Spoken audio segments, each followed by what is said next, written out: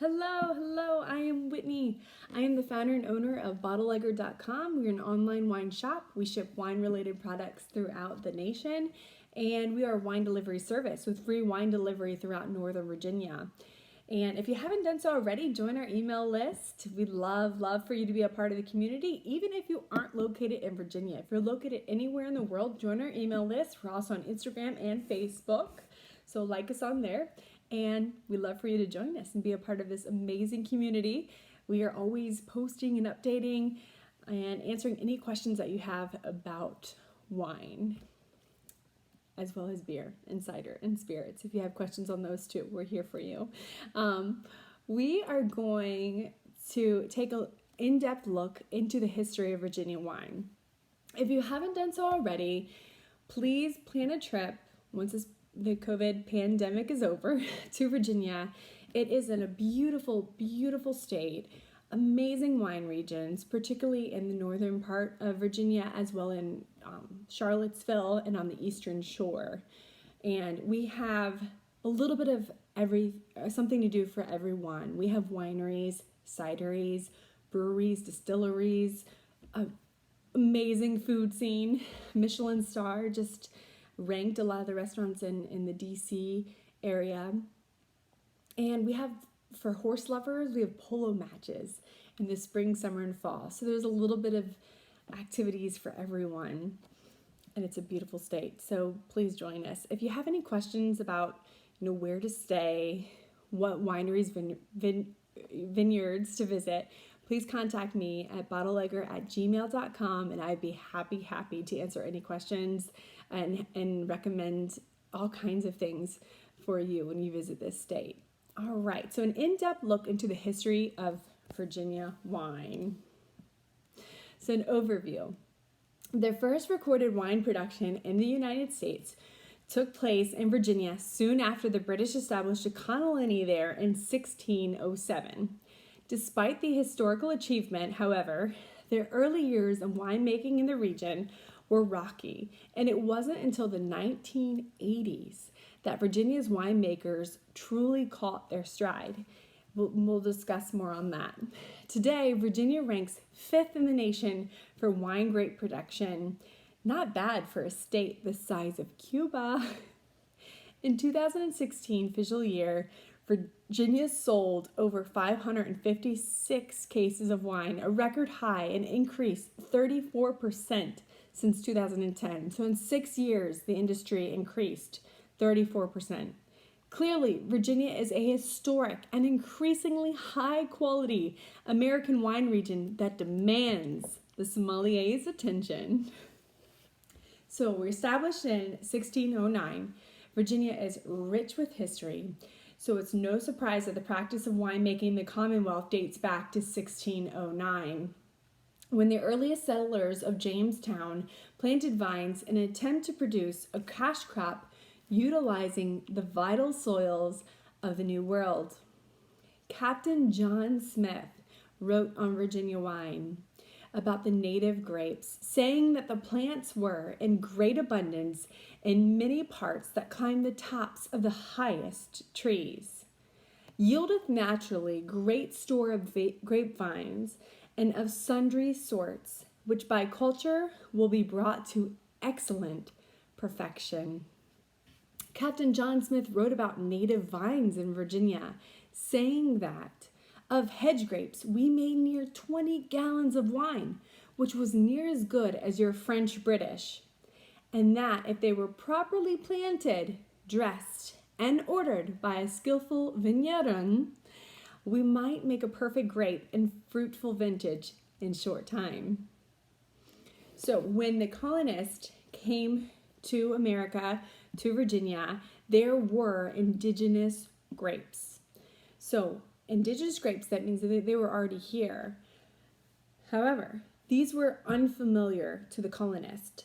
They were pungent, foxy, Labrusca varietals. Like, this includes the Scuppernong, Muscadine, Catawba, Concord. They're poor quality wine and unpleasant taste compared to European grapes, the grapes that colonists were used to. but they did drink a lot of wine and alcohol, and the reason being, the colonists did, because in their time, a time when water was not to be trusted, Englishmen drank per capita 40 gallons of alcohol a year.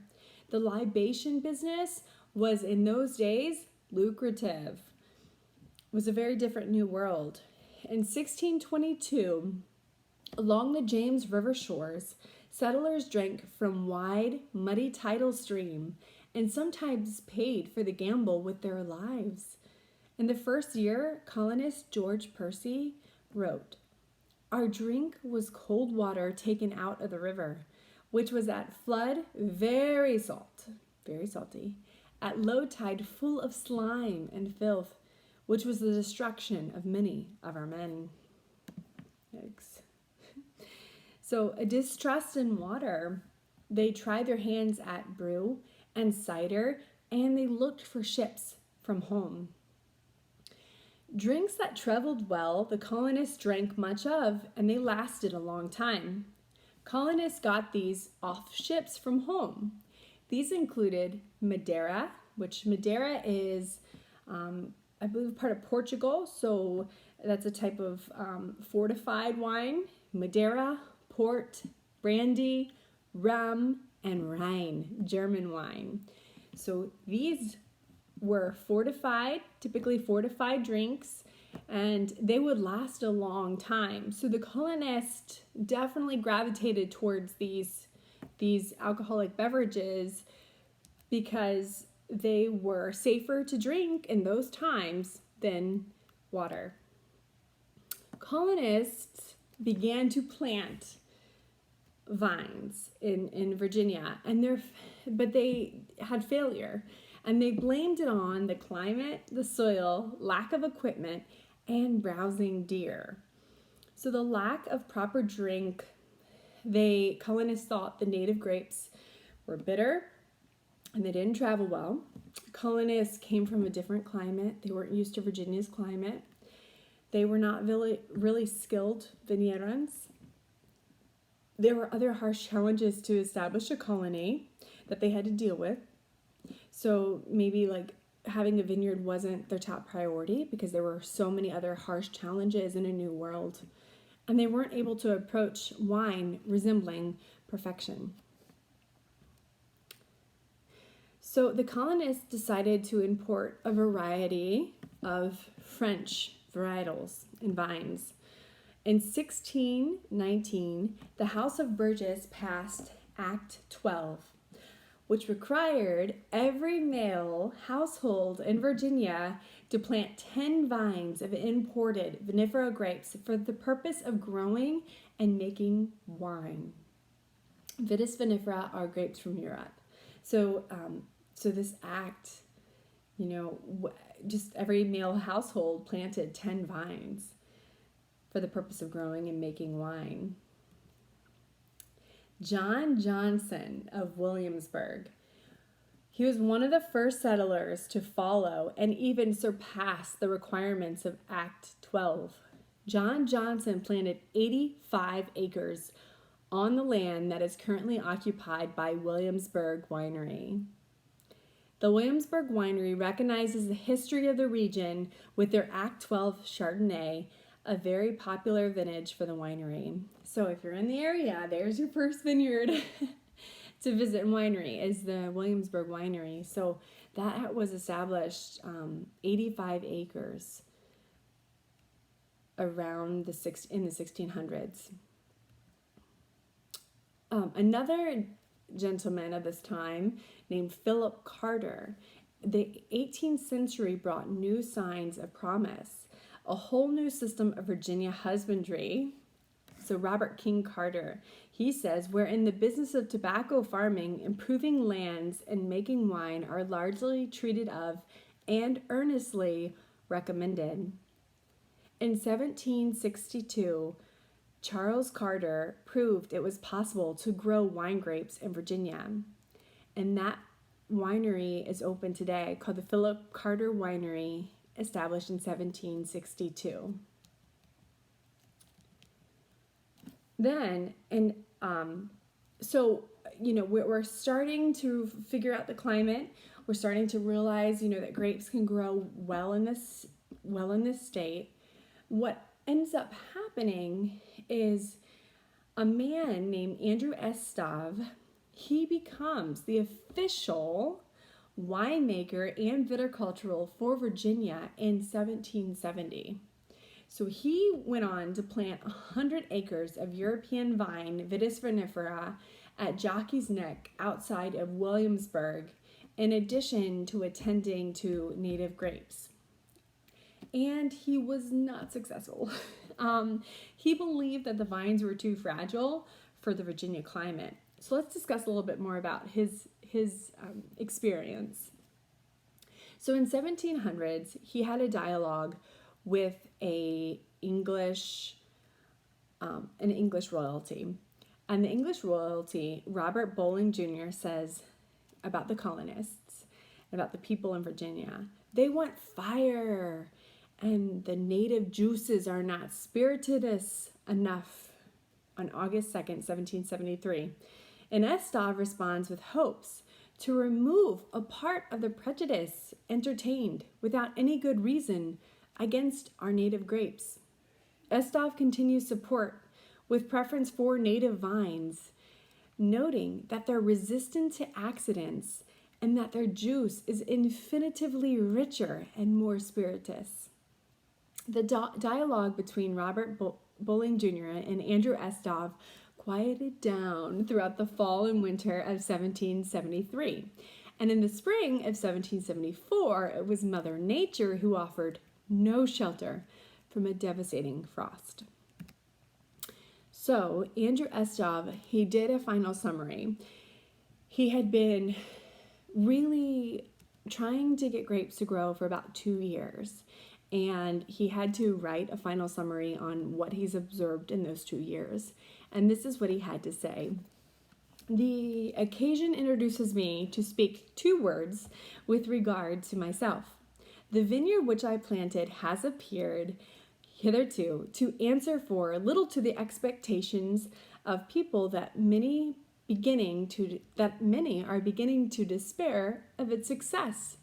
But I beseech them to suspend for a while their judgment, and to consider a little the unlucky seasons we have had for the last 2 years, nothing being more contrary to fresh planted vines than excessive droughts. Yet I hope, notwithstanding, with heaven's assistance, to fulfill my obligations before the expiration of time with which I have been indulged. It is the well-founded hope of the publics. So he then went on to say, to summarize his thoughts on Virginia's viticulture and winemaking, saying, nothing therefore is required but the skill of the cultivator, and letting them acquire the proper maturity, and in their management afterwards to obtain from them a wine of the best quality. So Andrew Estov, he believes that there's still hope, that there is hope for the Virginia wine industry and for grape growing. And it just so happens that within his years of his experimental vineyard, that they had devastating frost and they had excessive drought. So not to give up hope, that was a small glimpse of a bigger picture of what could go right in the Virginia wine industry. The Virginia Gazette in 1775 wrote, "This country is certainly calculated to produce, in perfection, everything of the growth of the temperature zones, and may by industry be rendered abundant, happy, and rich, if its inhabitants can be persuaded to bet the better of their diffidence of its climate as to things which it will most readily yield."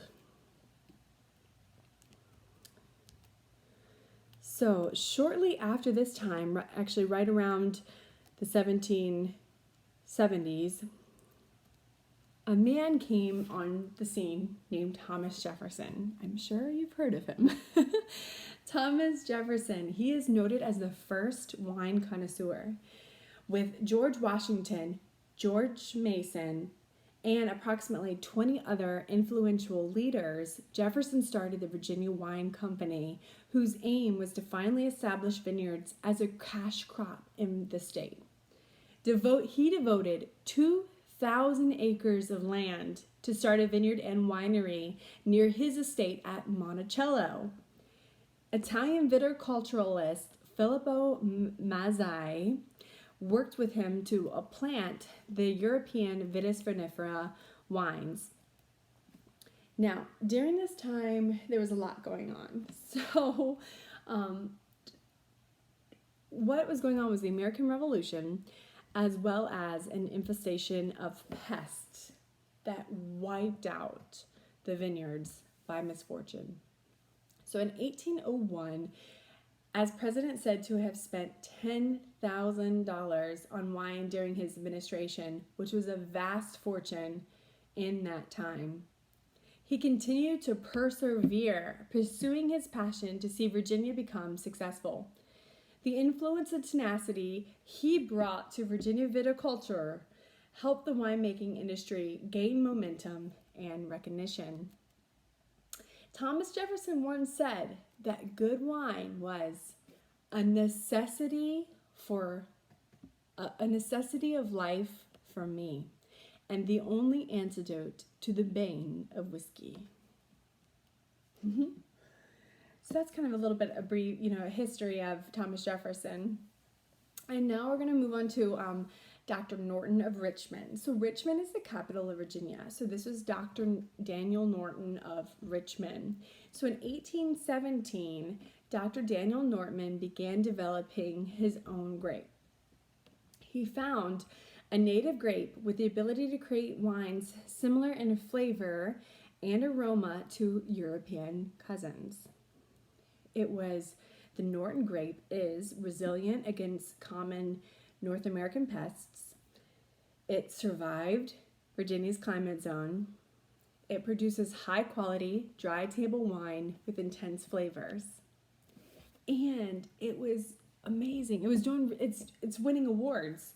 The Monticello Wine Company, Norton, won an international award and was named the best red wine of all nations at the Vienna World's Fair in 1873. And it won gold at the Paris World's Fair of 1889 when the Eiffel Tower was constructed. So it's really putting Virginia on the international wine map. I will say also, though, during this time, I would like to bring up the phylloxera that was going on kind of like around this time. So one moment, let me go ahead phylloxera. It is an aphid, a type of bug, and sorry, one moment. So it is a root louse, and from my understanding, what was going on is these native grapes have had phylloxera, this root louse, and it likes to eat the roots of vines. But with Native American grapes, it just lives among the roots, and this root louse will live among the roots, but it won't eat the roots of American rootstocks. What happened was the United States shipped some of our American roots to Europe and planted them in European soil. And with that, in the dirt, in the soil, were the phylloxera. And phylloxera got into the European soil, and it didn't eat American rootstocks, but phylloxera Vitis vinifera liked European rootstocks. So the European rootstocks already planted, your Cabernet Sauvignons, Cabernet Francs, Merlot, it started to eat the roots of European vines, killing acres and acres of vineyards in Europe and other parts of the world. And they didn't know, they didn't know what it was at first, and then they realized that it wasn't, this phylloxera was in American soil and in, around American roots, but it wasn't eating American roots, but it was eating European roots and killing the vineyards. So, and what ended up happening is they would take European vines and they would cut off the roots. They would take American rootstocks and graft American roots onto European vines. And they would grow together, and they realized because the American roots was in the soil, the phylloxera was not eating the roots and the vines could survive. So so they had to basically go through a lot of vineyards that were being affected by the phylloxera and graft their vines onto American rootstock and replant them and replant vineyards all throughout Europe and all throughout many parts of the world. It was very devastating to vineyards and winemakers, but they were able to find out how to combat the phylloxera. And so to this day, a lot of European vines are grafted onto American rootstock. That way, the phylloxera doesn't affect them. So very interesting indeed. That happened, I believe, late 1800s, early 1900s. They were able to treat a lot of vines and get them to grow again with the American rootstock. So around this time, there was also early 1900s prohibition. So that was the halt of the Virginia wine industry in November 1916. Civil War, prohibition, Great Depression. By 1930s, all of Norton's vines were destroyed to comply with prohibition laws and lack of funding during the Great Depression. The 18th Amendment outlawed production and distribution of all alcoholic beverages. And it was appealed in 1933, but the hangover from prohibition lingered for decades. Late 1950s, experimental plantings of vinifera showed promise. And these are 6 new wineries opened in the 1970s in Virginia. One famous vineyard that is a must visit when you come is Barboursville. Barboursville renewed interest in winemaking in the state of Virginia. In 1976, Italian winemaker Gianni Zonin was in Charlottesville. Gianni Zonin's family vineyard manager, Gabriel Rouse, sent to Virginia to grow European grapes. Rouse found great success, becoming the first to successfully plant Vitis vinifera in Virginia. Instead of keeping his newfound industry secrets on establishing vines in Virginia to himself, Rouse consulted with many other winery startups to share his knowledge and expertise, allowing for the continued growth and success of Virginia viticulture. Other vineyard and winemakers continue to this day to share knowledge and expertise to elevate our wine experiences. And that is one thing you'll see a lot in the Virginia wine industry to this day, is that there is a sharing of knowledge and expertise that amongst wineries and vineyards that only continue to elevate the wine culture, the wine experience that you'll receive. So in 1980, there was the farm winery law that boosted the industry, and technical aid from the United States Department of Agriculture and state universities helped accelerate the growth and quality of its products. So I just want to say big thank you to the Virginia Tech Extension.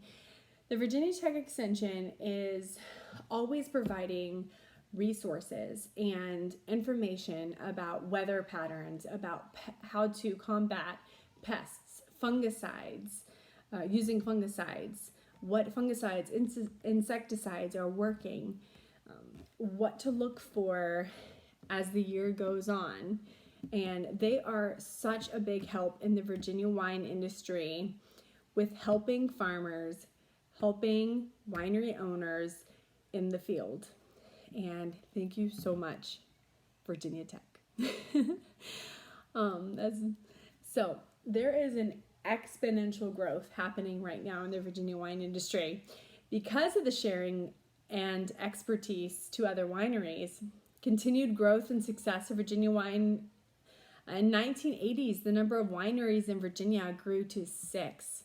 Then 26 wineries in 1995, 107 in 2005, and today over 280 total wineries throughout the state.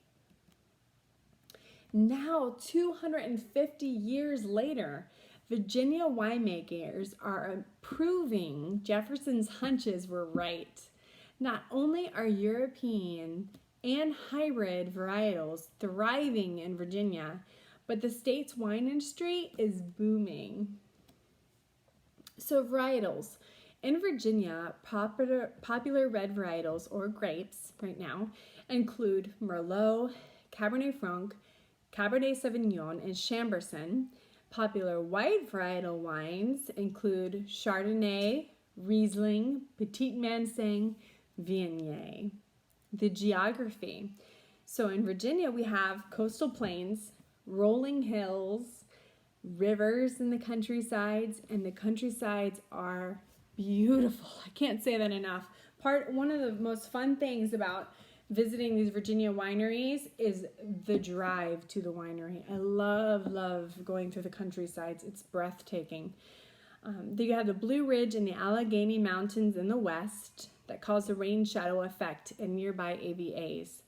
On the coast, the Chesapeake Bay provides moderating influences, most significantly impacting the AVAs closest to the bay. And to the east side of the state, soils are primarily clay and loam, and to the west, soils tend to be granite-based. Our climate. So our soils are similar to Napa and Bordeaux, as well as our climate. Our climate tends to be humid and subtropical.